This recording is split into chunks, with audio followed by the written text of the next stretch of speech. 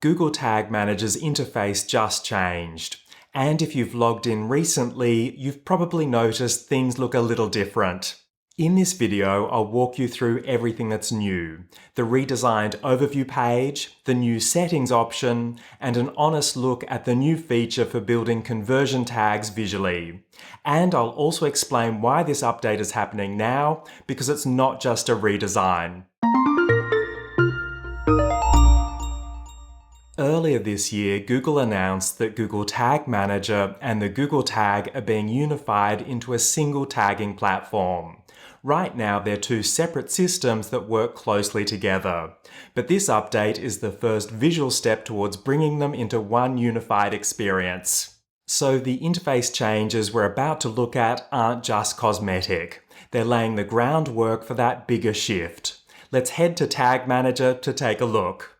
I've already opened a container, so let's start with the overview page. If you've used Google Tag Manager before, you'll remember the overview page could feel a little cluttered. Now, this section at the top can be collapsed, which is helpful if you just want to get straight to your workspace changes.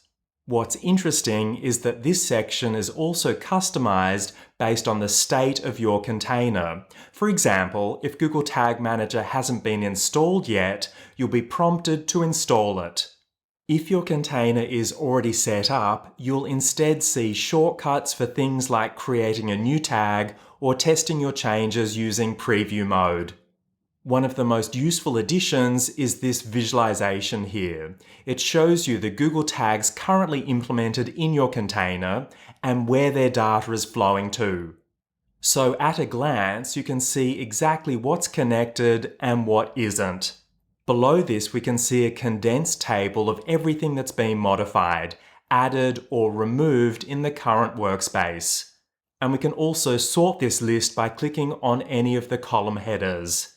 If you're using a server-side container, you'll see this same layout has been carried across too.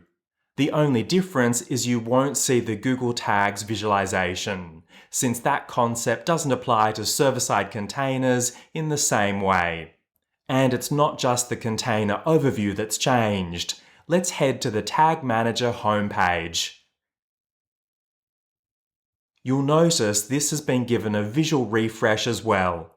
The list of accounts and containers is more condensed, and the accounts are a little easier to identify, so it's easy to see more accounts and containers at a glance.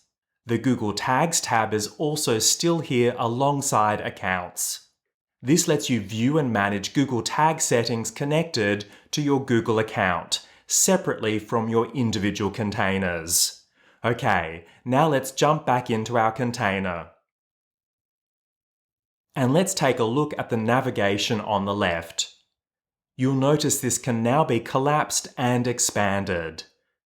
By default, some containers will only show overview and tags, with everything else hidden. This is likely aimed at simplifying things for anyone new to Google Tag Manager.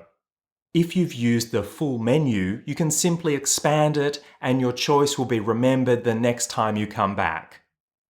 Google has also announced two new items are coming to the navigation. These are Settings and Advanced, although they're still rolling out, so you might not see them in your own container just yet. While the new Settings option hasn't been released yet, it's another important change coming to Tag Manager. Let's head to Google's support article to cover Settings. I've included a link to this support article in the description below this video. Basically, Settings is a new centralized place for your container-wide settings, and a data flow map showing you which Google destinations these settings apply to. You'll start to see this populate as you connect destinations to your container, either manually or through Google's optimization flow, which we'll cover in a moment. According to Google, optimizing your container brings a few benefits. Your existing Google Tag settings will move into this new Settings tab, and your event tags stay exactly as they are. Your container will also be able to send data directly to your Google destinations, like Google Analytics and Google Ads, rather than loading additional JavaScript to do this. And your container will automatically be linked to those Google destination accounts, with read access granted by default. You can adjust this permission at any time. It's also worth stressing, none of this happens automatically. Optimizing is entirely optional, and if you do choose to run through it, you'll be able to preview every change before you publish anything. Google's documentation also mentions an Advanced tab, which is where features like triggers, variables, templates, and folders will live once these changes roll out more broadly.